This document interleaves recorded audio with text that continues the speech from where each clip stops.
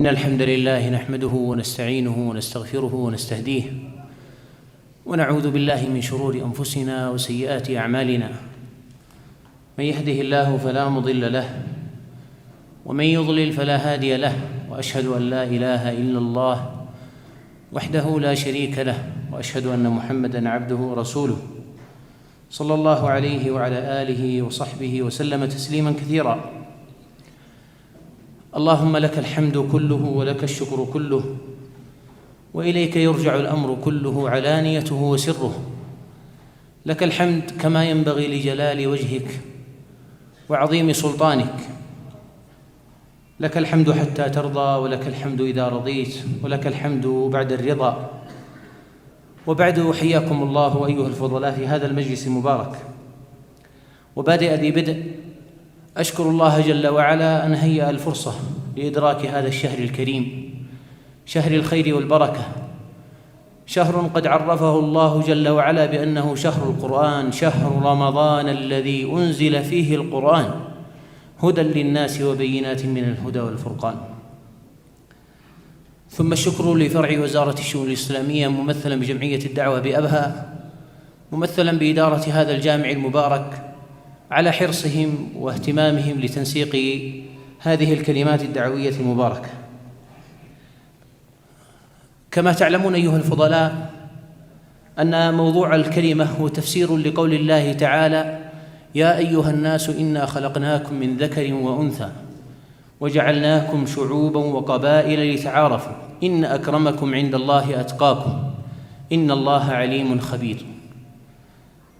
وهذه الآية قد وردت في سورة الحجرات، وسورة الحجرات سماها بعض أهل العلم بأنها سورة الآداب، لأنها ملئت بالآداب.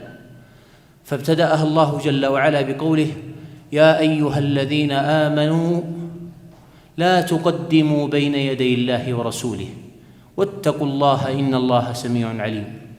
ثم ذكر أهم الآداب: يا أيها الذين آمنوا لا ترفعوا أصواتكم فوق صوت النبي ولا تجهروا له بالقول كجهر بعضكم لبعض أن تحبط أعمالكم وأنتم لا تشعرون.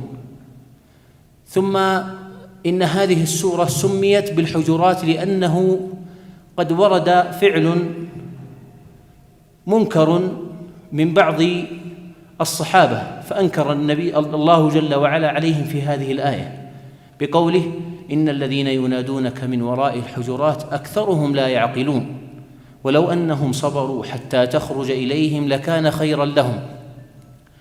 ثم تكلم الله جل وعلا عن أدب الحديث عن نقل الكلام والنميمة: يا أيها الذين آمنوا إن جاءكم فاسق بنبأ فتبينوا أن تصيبوا قوما بجهالة فتصبحوا على ما فعلتم نادمين واعلموا أن فيكم رسول الله لو يطيعكم في كثير من الأمر لعنتم ولكن الله حبب إليكم الإيمان وزينه في قلوبكم. ثم انتقل في آخر هذه الصفحة إلى عدد من الآداب: يا أيها الذين آمنوا لا يسخر قوم من قوم عسى أن يكونوا خيرا منهم ولا نساء من نساء عسى أن يكن خيرا منهن ولا تلمزوا أنفسكم ولا تنابزوا بالألقاب. كل هذه آداب. ثم جاء لهذه الآية التي ابتدأها بقوله: يا أيها الناس. وتأمل معي أيها الفاضل، كثير من الآداب في أول السورة قال: يا أيها الذين آمنوا، وهذه الآية تحديداً قال: يا أيها الناس. قال بعض أهل العلم: إذا قال الله جل وعلا في القرآن يا أيها الناس فإنه يعم بهذا النداء المؤمن والكافر، وأما إذا قال يا أيها الذين آمنوا فإنه خاص بأهل الإيمان.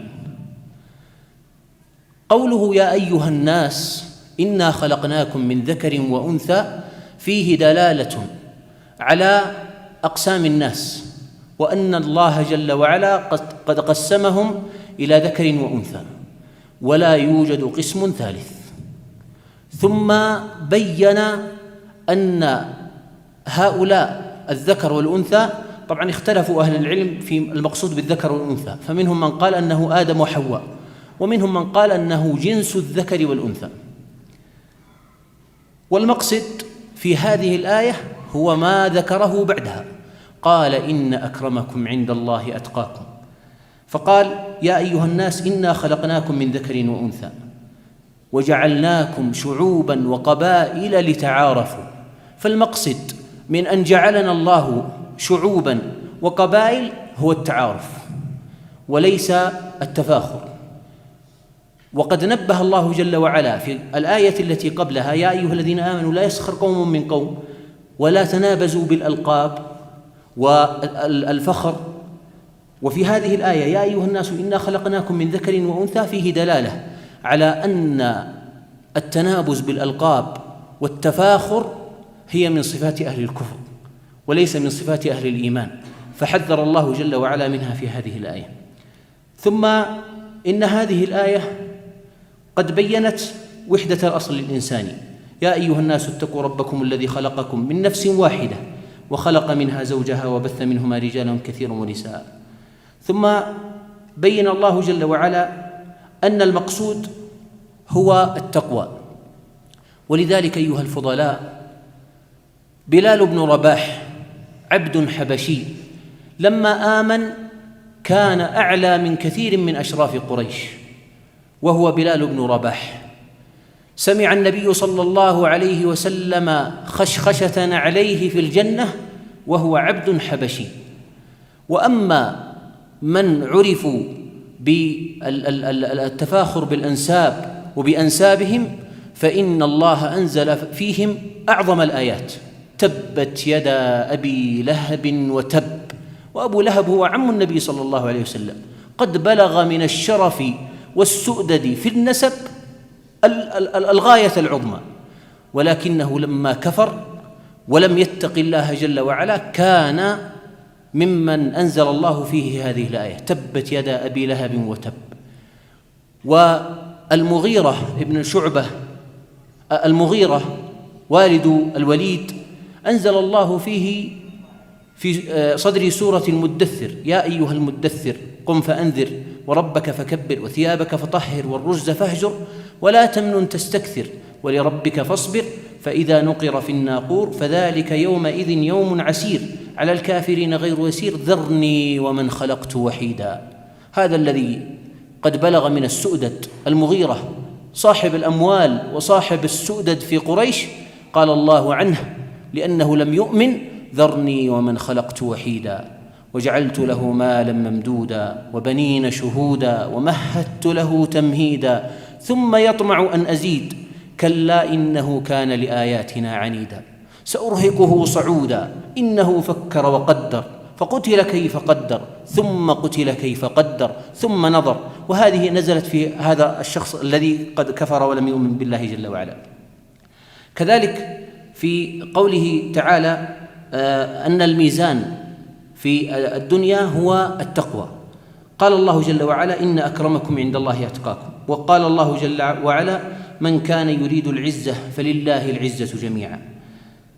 كذلك من الأشياء التي وردت في هذه الآية أن الله جل وعلا أبطل الافتخار بالأنساب، قال الله جل وعلا فإذا نفخ في الصور فلا أنساب بينهم يومئذ ولا يتساءلون، وقال يوم لا ينفع مال ولا بنون إلا من أتى الله بقلب سليم. وهذا هو المعيار في هذه الآية يا أيها الناس إنا خلقناكم من ذكر وأنثى وجعلناكم شعوبا وقبائل لتعارفوا إن أكرمكم عند الله أتقاكم إن الله عليم خبير. ثم ذكر الله جل وعلا أن في آخر الآية أنها جمعت عددا من المعاني، فالقرآن كله يؤكد على أصل البشر أنه أصل واحد، وأن التنوع في أن هذه الآية من بيان آيات الله جل وعلا، وأن ميزان التفاضل هو التقوى فقط. فأسأل الله بمنه وكرمه أن يجعلنا وإياكم من المتقين وأن يوفقنا وإياكم للعمل الصالح في هذا الشهر المبارك. شكر الله لكم حسن استماعكم وإنصاتكم وصلى الله وسلم على نبينا محمد.